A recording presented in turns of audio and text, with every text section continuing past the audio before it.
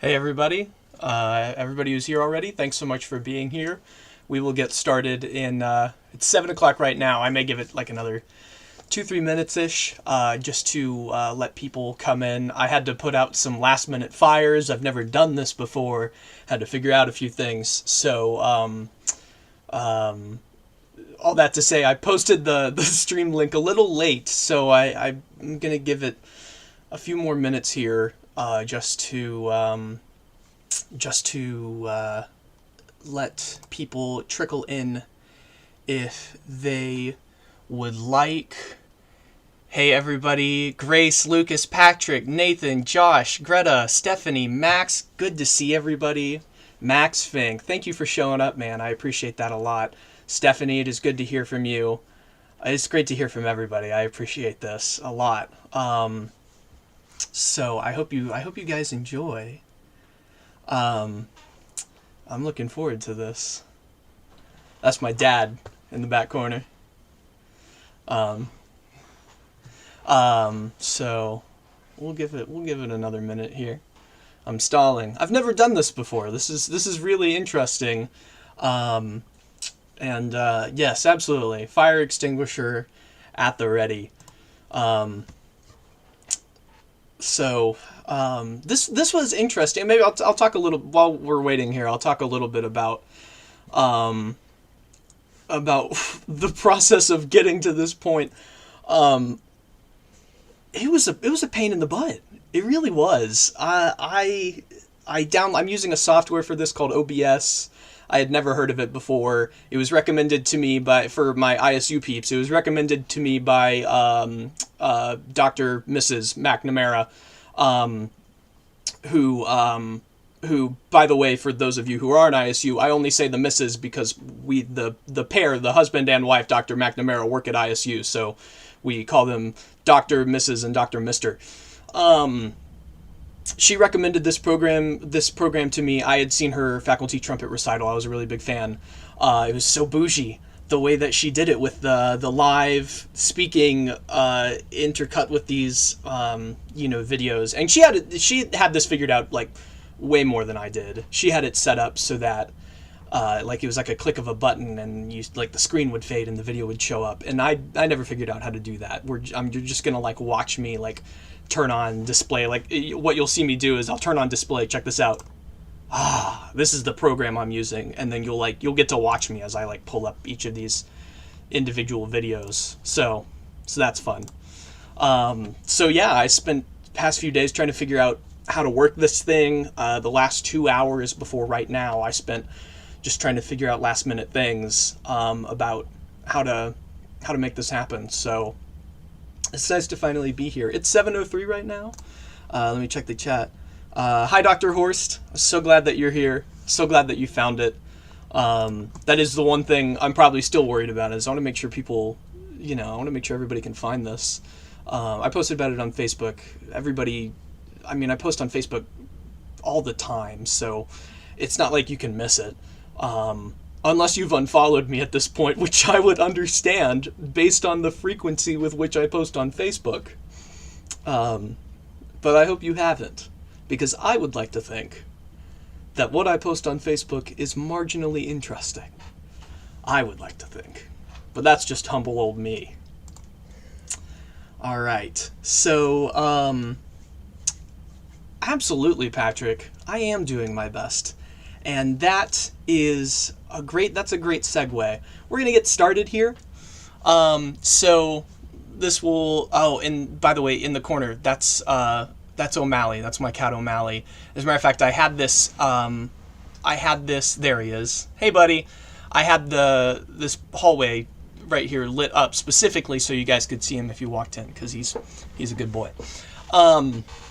So we're going to get started with the event. My name is Harrison Collins. My name is Harrison J. Collins in composering contexts. I am a junior at Illinois State University. I am a music education and music composition double major. I'm sure you guys know that, but I got to say it anyway in case somebody doesn't. And this is my junior composition recital entitled Doing Our Best. And I entitled it that because that's exactly what this is. This is a whole bunch of people doing our best. Me, but everybody else involved in this too, who were all or were mostly students, by the way. And so I got to start by saying, like, it took a lot of work to get here. This is coming from around a year of planning. I originally conceived this as a traditional live in person recital, and I had this dream and this vision of Kemp being packed, no seat left untaken. And of course that didn't happen, but that's okay. And it provided some opportunity to try something new. And I have to thank Dr. Magnuson, because he's the one who suggested that I try this format and that I take this leap into a new thing that I was very, very unfamiliar with. So yeah. And so here we are, after all this planning, after working with musicians, after working with my videographer, Emily Bollinger, who I am so indebted to for being a part of this. So yeah. Before we get started, something just occurred to me. The last thing I'm going to do is I'm going to post the link to this program. I posted this on Facebook, but just in case, I'm going to copy the link to the program and put it in the live chat so that you guys can have access to that. I'm just seeing the live chat again. I'm so glad everybody's here and everybody is enjoying the cat. And Stephanie, you are correct. He is named after Mr. Thomas O'Malley, the alley cat. Hi, Dr. Magnuson. Thank you for being here. I really appreciate it. I hope that I'm not so loud that I am preventing your children from sleeping. All right. So let's go. The first piece that I'm going to play for you is called Home Sweet Home. I composed Home Sweet Home in the fall of 2018, my first semester here at ISU. I was in what is called Intro to Composition, the class, and it's exactly what it sounds like. And the final project of Intro to Composition is to compose a trio for flute, clarinet, and piano. And so I composed this piece entitled Home Sweet Home. This was my first semester in Illinois. I had uprooted my entire life up until this point to go to Illinois for school because I love this place so much, and I was really missing home. So I decided I would use the Texas State song as the material for this piece and just have fun with it. So that's what this is. It's very short. It's about 2 minutes, and it's just this trailblazer of Texas fun. So here we go.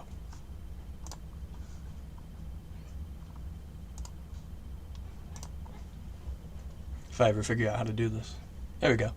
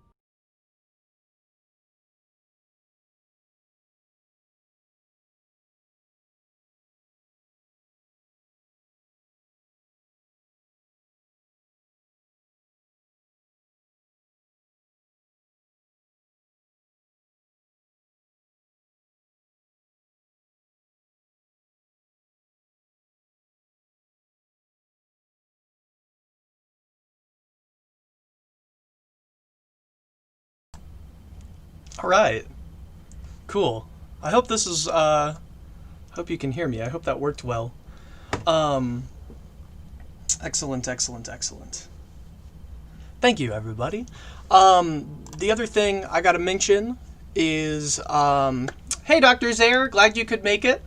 Um, Miss Bonnie Johansson Werner, I have heard so many kind and wonderful things about you from my friend Frida, and it is an honor that you are here. It is an honor for me that you were here to hear this.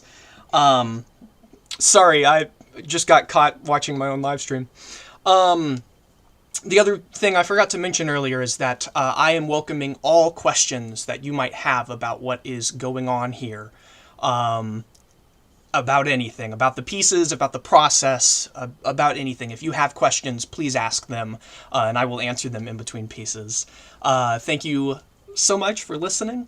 And yes, absolutely, I can't thank Miranda and Frida and Natalie enough for just playing the absolute schnoz out of that piece. And can't forget the indelible Tommy Shermulis as Page Turner. Speaking of the man, the next piece that I will be playing will be featuring Tommy Shermulis on bass clarinet, along with, once again, the amazing Miranda Schreiber on piano, in a piece that I wrote in high school called Emerald Green. Emerald Green is it is a piece. Emerald Green is a piece. I originally composed Emerald Green for bass trombone, for a friend of mine, Frankie Martinez. Frankie Martinez is a childhood friend of mine. He lives right down the street from me. As a matter of fact, if I were to open my window right now, I could see his house from here. He is a fantastic musician in his own right. He's a choir director now, and fun fact, he is the person that runs the Facebook page Daily Update on Hildegard von Bingen's health condition. So that's probably the coolest thing that I know as a composer, as a person in the music community. I am friends with the guy who runs that page. So that, I just always think that's super cool. Anyway, Emerald Green, back on topic. I wrote this piece for him. He's also a bass trombonist. And one thing led to another. He was busy with school, and we weren't able to make the premiere happen. Afterwards, I found in picking the piece up again that really it works very well for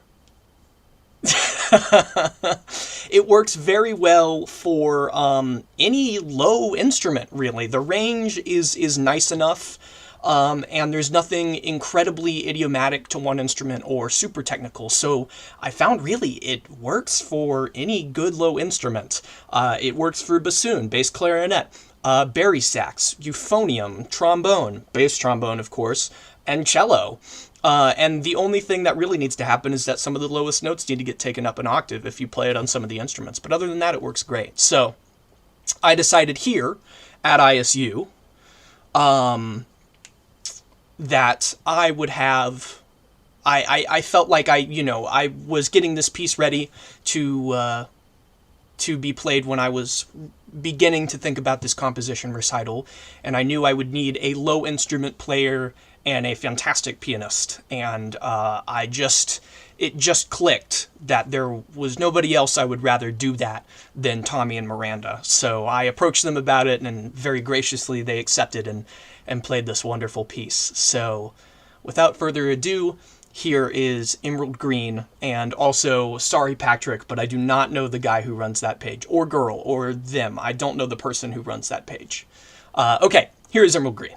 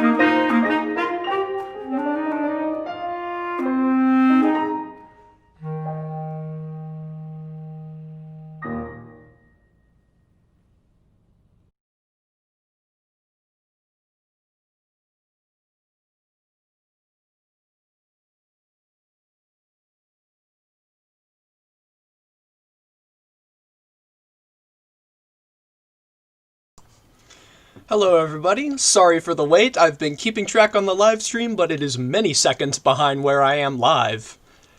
So, that was Emerald Green. I hope you guys enjoyed it. I had a lot of fun with that piece. It was a lot of fun to write, and yeah, that's the end of that sentence. I will say one note on that piece is that when I originally showed it to Frankie, for whom I wrote it originally, the one thing I always remember is that he looked at it and the ending played out, and there was a second of silence, and he kind of chuckled and he said, "Cheeky ending," and I was like, "Thanks, man. I like a cheeky ending. I like to think of myself as a purveyor of endings that are cheeky."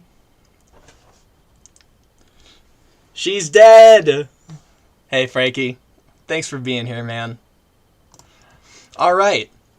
So we're going to move on to the next piece. The next piece, the first piece I showed you was from my fall semester at ISU, my first fall semester at ISU in 2018. We're going to shift forward a year to my fall semester in 2019. In the fall of 2019, I was taking my advanced music theory class. I was taking analysis through composition. But I'm sure all of you could have guessed that without me having to tell you that. I took advanced or analysis through composition. I took it with Dr. Carl Schimmel, the man, the myth, the legend himself, the Guggenheim winner. I think that's the thing you win, right? I don't know. He was a fantastic teacher. That class was so much fun. And I composed several short pieces and several emulations for that class. And so the second piece that the second project that you do in that class is an emulation of of music of the Impressionist area of time. I'll admit that my music history knowledge is a little shaky. But it's in that area. And long story short, I had the opportunity to emulate The Girl with the Flaxen Hair. I love The Girl with the Flaxen Hair by Debussy. It's a classic, it's timeless, it's amazing. It's a beautiful piece of music. And so when I realized that I could have the opportunity to emulate that piece, I snatched it up because I wanted to really find a way to dig into this work more. So what I wrote was the Debussy was French, so the title of the work was La fille aux cheveux de laine. So the title of my work is La fille aux cheveux de corbeau. which translates to the girl with the raven hair. Say what you will about the creativity of that title. But there's a reason for it, and the reason was that I wanted to create a work that was a mirror image of this beautiful work by Debussy. The Debussy is in these major tonalities. It has, it's in Mixolydian. There's acoustic scale in there, that kind of thing. So I traded those for their minor counterparts in this piece. So you'll find harmonic minor, and you'll find Dorian, and the Debussy is in 3/4, so I put mine in 6/8, and then to take it a step further, I tried to, in creating the structure of the piece, I was kind of rushing. I had other classes too. Life happens, and so what I did to create the form of the piece was just follow the form of the Debussy, and see it almost as a literal mirror image. When the Debussy goes up, my piece goes down and back and forth, and things of that nature.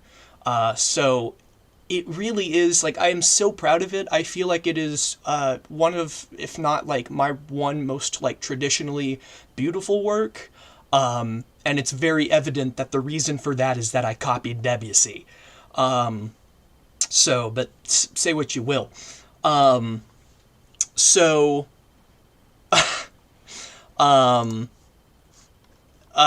just now seeing this, but thank you, Frankie, for asking me to write it. I appreciate that a lot. So, without further ado, played by the amazing Jean Lee, is La fille à cheveux de corbeau, also known as the girl with the raven hair.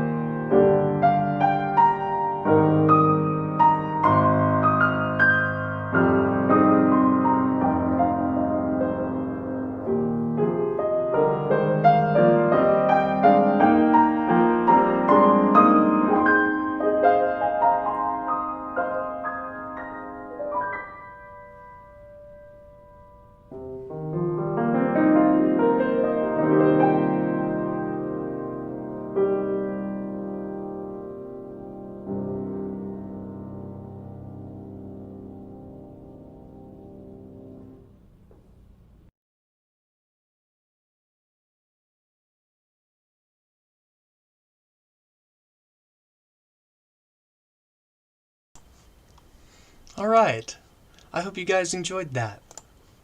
I had a lot of fun with that. I had a lot of fun with that piece. And for what it's worth, I had a lot of fun with every composition I did in analysis through composition. And I almost want to share more of those works, but this one for now. Um, um, yeah. So thank you everybody for again for the kind words and again for being here. I appreciate it a lot. Um, so let us move on to the next work. The next work is a piece entitled "You." And I recognize that it is not exactly easy to discuss this piece by title in normal contexts because it is such a common word. But I did it anyway, and the reason I did it was it comes from a quote, and the quote is from my stepfather, Greg Wadsworth, and it was from a conversation that we had back in when I was in high school, and it was an emotional conversation. And what he told me was, flaws are what make you you. Quit trying to be perfect. And that is, it's one that I remember, but that's been told to me a lot by basically like every adult who's helped me out in my life. And I wrote this piece near the end of actually almost a year ago.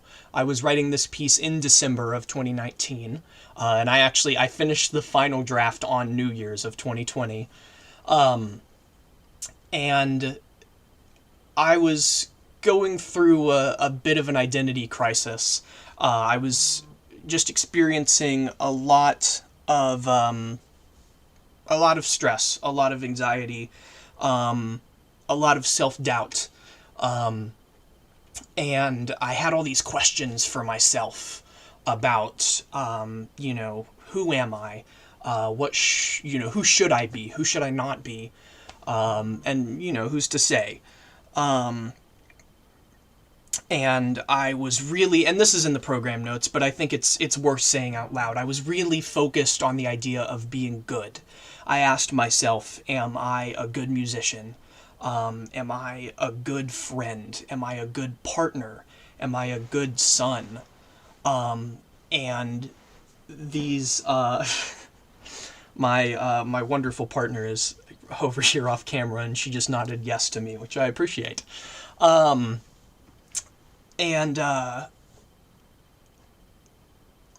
the adults in my life, my parents, and Dr. Magnuson as well, and Dr. Marinello, and other mentors in my life who have been here to guide me in my times of struggle, helped me understand that only I could answer these questions. And so I sort of sought to do that through this work. And sort of paradoxically, I sought to find an answer with this music, but I also sought to use the music to find an answer, or something of like that. Something that made more sense in my head.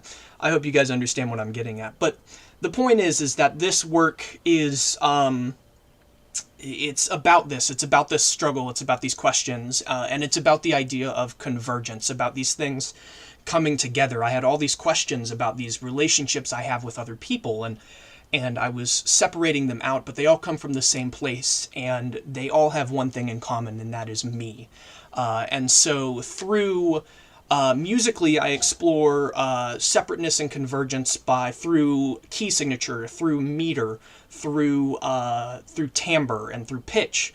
But in a more extra musical fashion, I explore this convergence in the sense of taking these questions about myself and coming to the understanding and answering these questions with what has the answer that I found, and that I continue to have with me to this day, which is that I am me, and that is enough. So, with that in mind, here is You.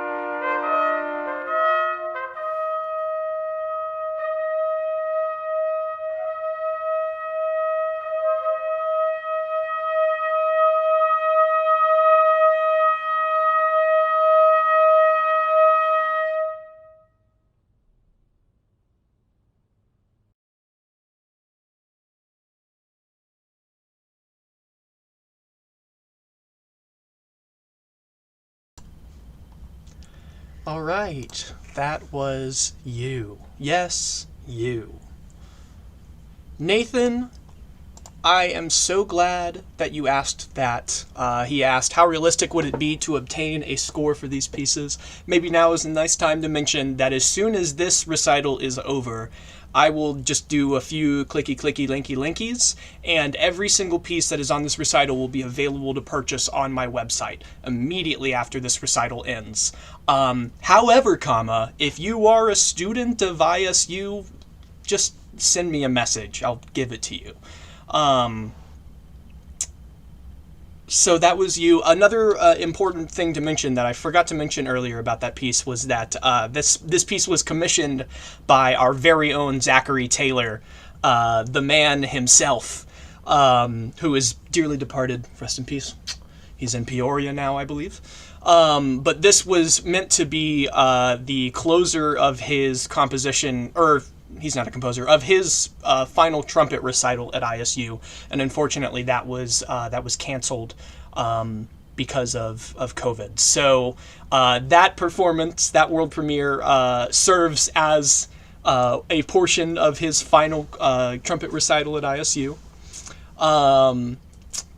and he did play first trumpet on that, and I am so thankful to Zach, because he is not at ISU. I'm so thankful to him for coming back and working with me to make this piece happen. It was really cool that he was willing to do that. Nathan, you're absolutely right. The phrase "however, is like it's not even a choice for me anymore. I just say it. You're around Dr. Marinello long enough, you just pick it up. So anyway, thank you guys for the kind words and for the hand emojis. I really appreciate it. So we're going to move on. The next piece is entitled Smile. It is so small. It is so small. It is a miniature. I originally wrote this piece for clarinet. I wrote it for myself. I'm not a clarinet player, which I'm sure most of you know. I am a bassoon player. I wrote this piece to play on clarinet earlier this semester. I am currently in single reed methods, where we play clarinet and saxophone and flute. Don't play flute, by the way. It's a trap. But for my final playing test on clarinet, I wanted to, I wanted to flex a little bit. It still had to be easy. The music I played had to be easy because I'm not great at clarinet. But I wanted to flex.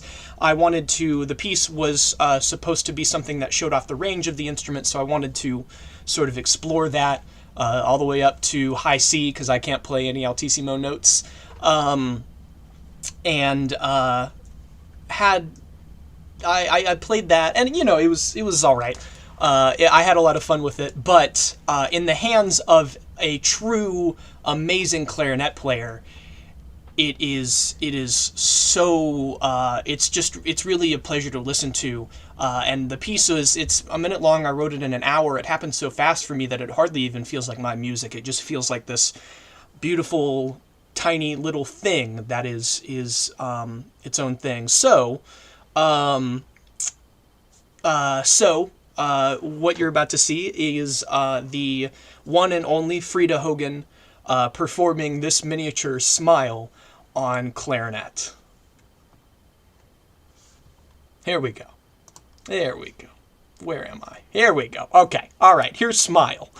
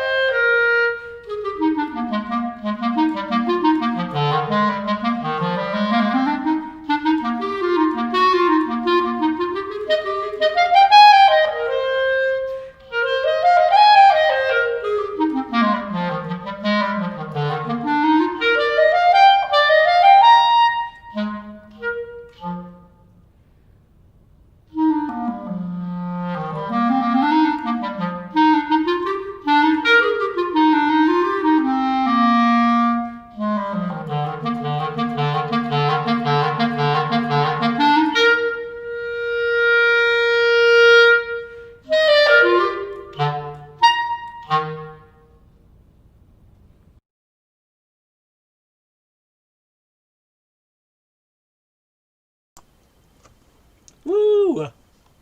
So that was Smile.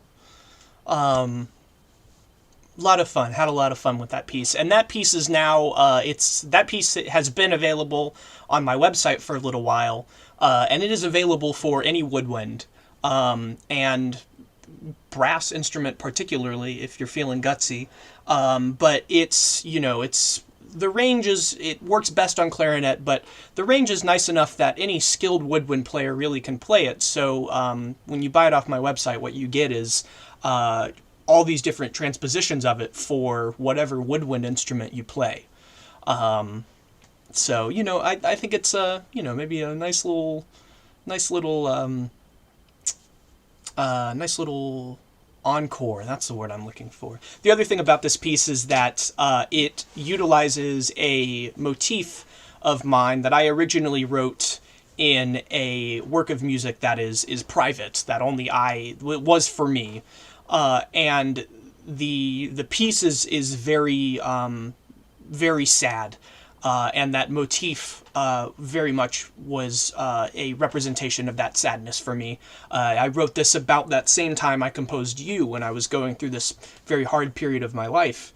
And part of what I wanted to do with Smile was take this very sad motif of mine and sort of let it reflect and become something new, something a little more optimistic. So that was it was a lot of fun to do that. Zach, thank you for being here, man. I really appreciate it. I'm so glad that you got to hear this, and of course, you were absolutely welcome. It was such a pleasure to write You for you, yeah, it was a lot of fun. I'm really glad that we got to make that happen. So that is leaves us with one more piece, and this piece starts earlier this semester. The story of this piece, when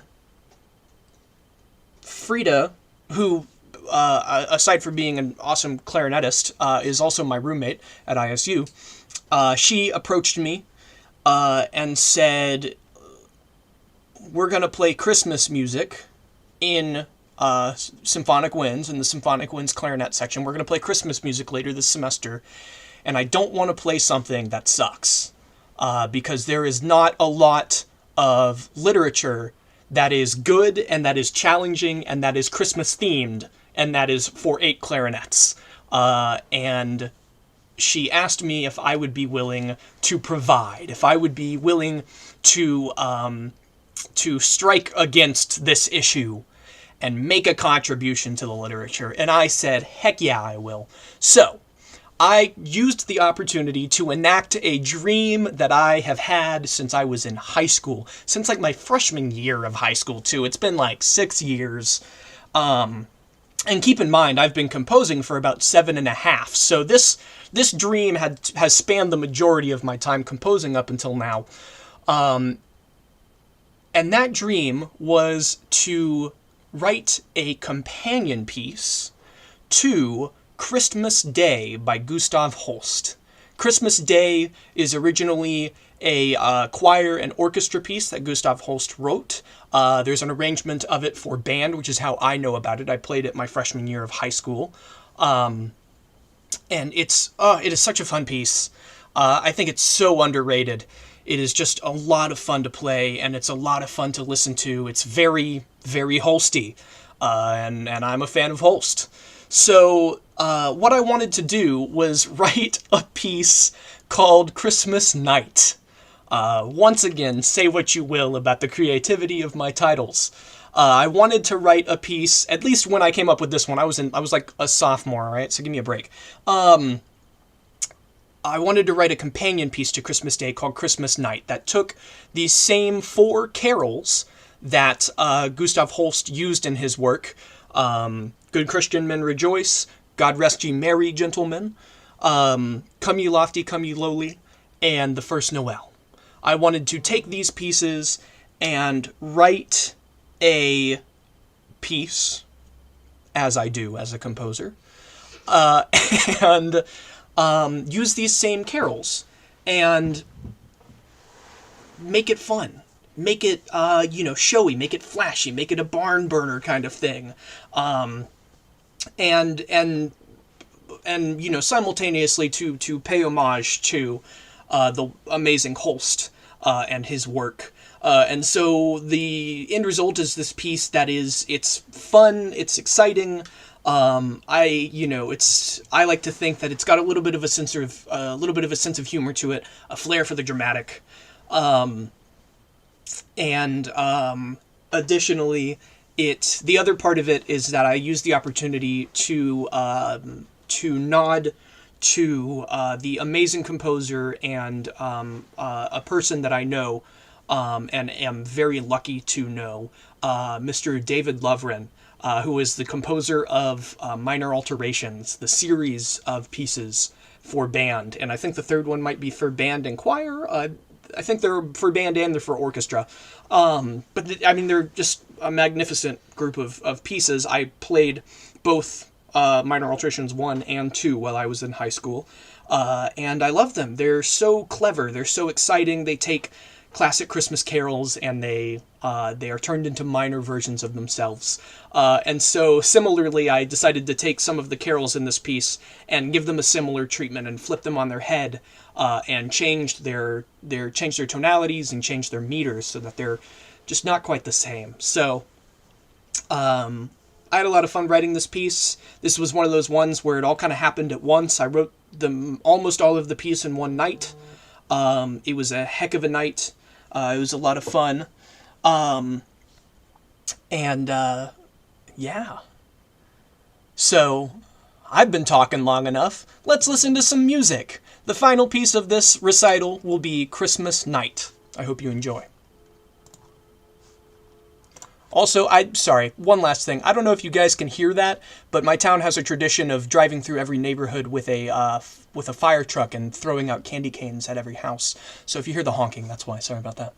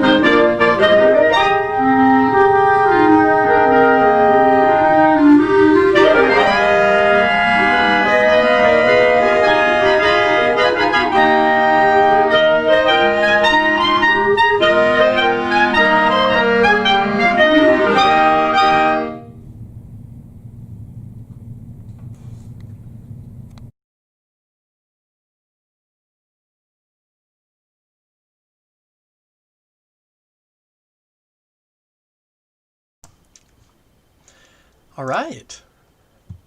So that was Christmas night. I hope you guys enjoyed that work, and I hope you guys enjoyed this entire recital. Man, this is a very surreal feeling that I'm feeling right now, because this is like a year of work, and here we are. We did it. Thank you all so much for being here. It really means the world to me that you guys are here to see this final product of a lot of work. Thank you, Ben. I appreciate it a lot, and thank you, Trent. Thank you both for playing this piece and just doing an incredible job with it. It's really means a lot to me. So that is doing our best. That is what we have all been doing. All of us that were involved, but all of you too. It's what we're all doing right now. We're doing our best. Thank you all for being here. I thank you to my composition professors, Dr. Horst, Dr. Schimmel, Dr. Zaire, and of course Dr. Magnuson, for your support, for pushing me to grow.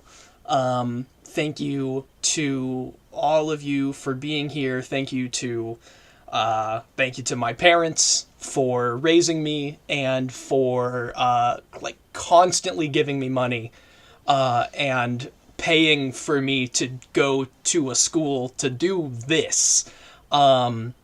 Speaking of, I do have one last question to answer, and she was unable to post it in the chat, but the question is from my mother, and the question is, who is your favorite amateur dancer?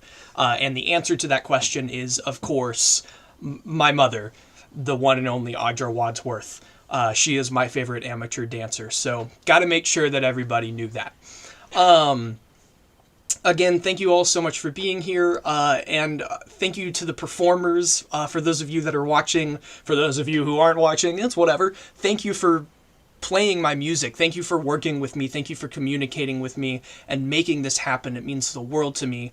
And of course, thank you to Emily Bollinger for recording all of this, and for creating amazing videos with this. I hope that you learned as much from this as I did, Emily. I'm glad that we both got this experience. So that is all. Thank you, everybody. I hope you enjoyed the music, and have a wonderful night. Bye.